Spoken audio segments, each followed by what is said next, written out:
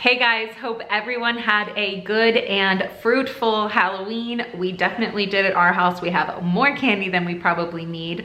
But today I wanted to share with you some little activities, little games that you can play with your Halloween candy. Kind of make it more fun than just eating it, and maybe add some learning in there and just, yeah, just something to do with the candy other than just sit and eat it out of the bag. So without further ado, for this first activity, I'm going to show you two variations on ways that you can do this game. So this is something we like to call breaking the candy out of jail in this instance. I do this with gummy bears or with counting bears and stuff at other times of the year as well. But basically, you just put little candies in a muffin tin and then put masking tape over all of the slots so that they're all in jail, as we call it. Then in the glass Pyrex casserole dish on the right, I put a handful of candy, and then I'm just going to crisscross some masking tape across that to kind of make like a spider web situation. Once you have that all done, for the Pyrex one, you get a pair of tweezers and then have them go through the little openings and try to get the candies out, break them out of that jail. And then for the muffin tin one, we're working on scissor skills, and we are cutting the tape to open it up and break the candy out that way. So depending on how, your child is and how old they are, whichever one you might want them to practice might be good for their age, then that's what you can have them do.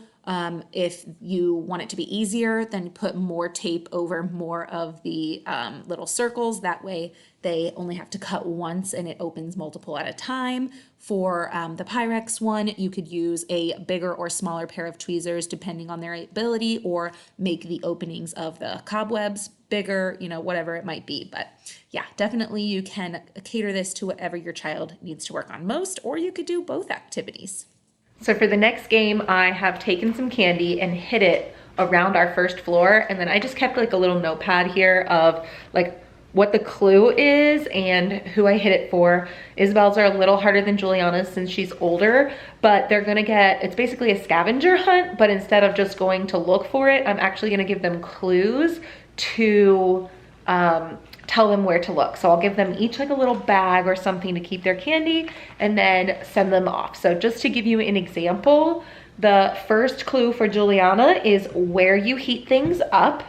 And the first clue for Isabel is where you get warm in the winter. So just clues like that, and I will send them off to collect. And y'all have to excuse the state of my house because it's kind of a mess right now, but whose isn't? And messy houses make for better scavenger hunts. There's more places to hide things, so don't worry about it. So I gotta be honest, of all the candy games we played, this scavenger hunt was by far their favorite. They absolutely loved this. My 3-year-old seriously wanted to play it every single day since we did it. Like, we've been playing this game since like trunk or treats and all that kind of stuff started like a week ago, and she's wanted to play every single day. She just absolutely loves it. So if you choose to just do one, I would recommend this one. They had an absolute blast. For this next game, we are playing Sink or Float candy style. So I have unwrapped a couple of different pieces of candy, and then on this little clipboard, we made a little chart and we left a little space for the candy to go, and then we had a space for them to make the hypothesis of whether they thought when we put the candy in water, if it would sink or if it would float. So they go through, they each get to make their own prediction, and if it's the same, great. If it's not, then they write both, and then they're gonna go ahead and test it. We did 6 candies here so that they would each have an equal amount that they could put in the water just to avoid fights. But if you just have one, then you can choose however many candies you want. You could do this as many times as you want. And you can use whatever candies you want as well. I wanted to switch it up, definitely using the Kit Kat and the Three Musketeers, because those will float. They are light, they have more air than anything else, so they float. But you could use whatever candies, you could do as many as you want, and most of them you can still eat even after they're in the water. My kids did not mind at all that they had been submerged. They just had a little paper towel, dried them off, and ate them up. The other ones, like the little mint there, the M&M, those will dissolve, so just a warning there. For the next activity, we are building some tube little luges or dropping candies through these toilet paper containers and trying to get them into a bin, in our case, a vase.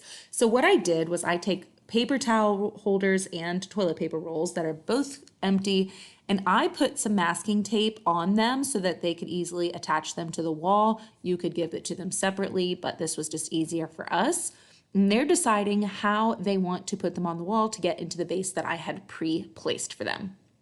And their goal was they had to use all three, so that's what they're trying to set up.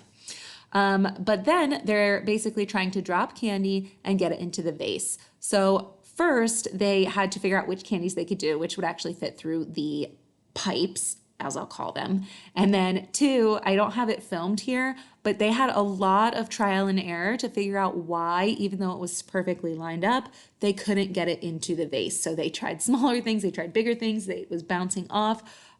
They were actually getting pretty frustrated, but I wasn't quite helping them. And I didn't film it, but they did finally realize, if you saw that little purple bucket, if they pushed that against the vase would be closer to the wall. The baseboard was blocking. So then they were able to create a great thing, and it was great problem solving.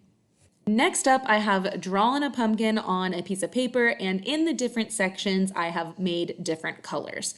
So then I have different candies here, and they can sort by color and just add, the red candies to the red zone, the yellow candies to the yellow zone. You can use a bigger piece of paper so that you can fit more on. You can unwrap them. Sometimes the candies are different. You could use M&Ms or Skittles or something to make this a little different as well. Another way you could modify this is to have kind of more of a blank piece of paper and then unwrap the candies and make a little collage, or keep them wrapped, whatever, but then have them glue them to the paper and make a candy collage.